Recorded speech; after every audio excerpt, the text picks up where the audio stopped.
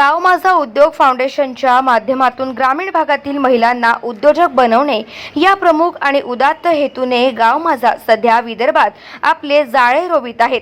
तसेच महिला संघटन आणि एकत्रीकरणाचे काम जोमाने सुरू असून त्याकरिता लागणारे मनुष्यबळ, लागणारे वाहन व याची संपूर्ण तरतूद गाव माझाचे मुख्य संचालक आदरणीय पवनजी वानखेडे सर यांनी नियोजनबद्ध आखणी केली असून विदर्भातील पहिल्या गाडीचा सन्मान ओम प्रकाशजी मोरे यांना मिळाला असून गाव माझा परिवाराच्या वतीने फुलांच्या वर्षावात गाडीचे ठिकठिकाणी जल्लोषात स्वागत केले जात आहे।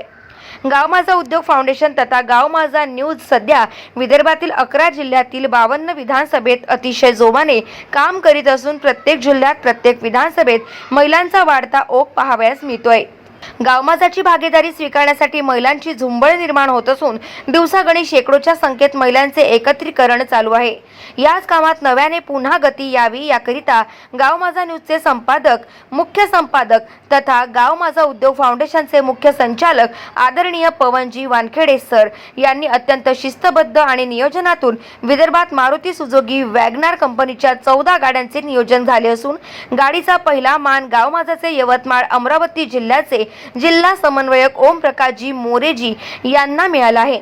2 जिल्ह्याचे काम सुरळीत व्हावे, सोबतच पारदर्शकता यावी, वेळेअभावी महिलांच्या समस्या आणि अडचणीचा वेळोवेळी निपटारा व्हावा याकरिता ओम प्रकाश मोरे साहेबांना 4 चाकी वाहनांचे नियोजन करण्यात आले असून याचा दोन्ही जिल्ह्यासाठी फायदा होणार असल्याचे मत पवनजी वानखेडे सर यांनी गाव माझाशी बोलताना व्यक्त केले।